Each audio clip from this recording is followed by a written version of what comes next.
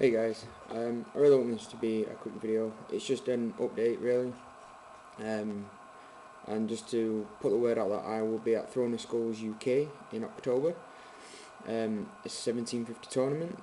It's the official Games Workshop tournament this year, and that's taking place on the 15th and the 16th of October. So I'll be down there. So anyone watching this video that's going, send me a message, and I don't know. I'll see if I can spot you out when I'm there. I will be taking the Blood Angels. That's the army I've been playing as of late. I've been getting some good practice in. My list is pretty much optimised to how I want it at the moment. So there'll be no more, I don't think any more tweaks to my army as it stands. So it's just about getting some good practice time in, which I've been getting quite a bit of at the moment. The other thing I want to say is basically I don't like the scoring system. Basically, if I'll explain it for those of people that don't know how the scoring system works. But basically, Games Workshop have come up with a scoring system to benefit the non-power gamer as well as the power gamer. Basically, this tournament you can't roll up. You play 5 games. If you win all 5 games by massacre, you table your opponent in turn 2 in all 5 games, you might not necessarily win the tournament. So, in some way I can see why they've done that, because in some ways it's fair for the non-power gamer, but in other ways the whole point of a tournament is to win the most games, and then you win the tournament. Maybe get a slight penalisation for not being as good a painter as someone else, or have a slightly more power themed list than someone else. But to completely destroy the fabric of how a tournament should work, I think is just too far in any sense. Basically, I'll sort of explain as best I can how the scoring system works. Every army that goes, so I'm playing Blood Angels, someone will be playing Tau, Eldar, Necrons. There'll be players from all races that go and play this tournament. So basically, how it works. I'll give a theoretical example. Let's say there's 10 Blood Angels players and there is 10 Grey Knight players. Obviously there'll be more than that, but I'm just going to keep the numbers simple.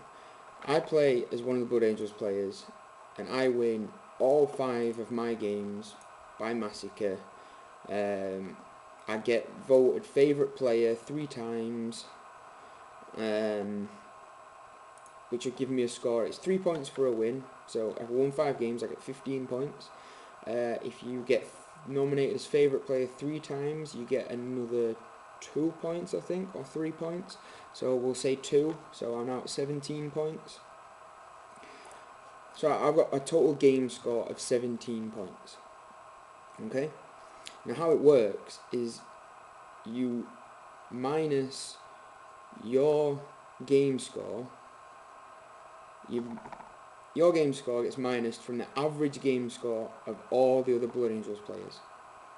So in my case, there's 10 Blood Angels players, so it would be 17 minus the other 9 game scores added together divided by 9. So let's say all in all the average other games for the Blood Angels players was 15. Okay, all the Blood Angels players do fantastic and win most of the games. Okay, so 17 minus the average, which is 15, so my game score is now 2. So I've massacred all my games, won all 5 by massacre in turn 2, and yet I've only got 2 for my game score. Now we'll go to the 10 Grey Knights players.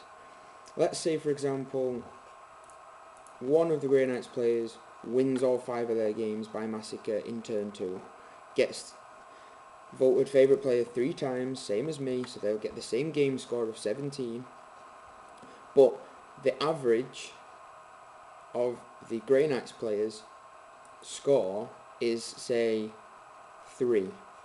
All of the Grey Knights players, other than this one guy, did really bad. They had bad luck, bad matchups, and just lost every single game and got really low battle scores. That would give the Grey Knight player who did fantastic a game score of 15. which would probably win the tournament. Last year, the last Throne of Skulls winner got 9 point something for their overall game score. So 15 would probably win you, get you overall winner for the tournament. Now, I don't see how is that scoring system fair. Me and this other Grey Knights players both won 5 games by Massacre in turn 2. We both got 3 favourite player awards, and everything was equal. It couldn't be more identical if it was written in a book. And yet, that guy wins with a massive score, and yet I get a low score.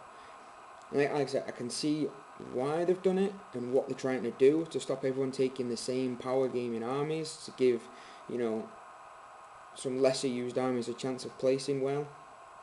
But there still has to be the system of fairness there.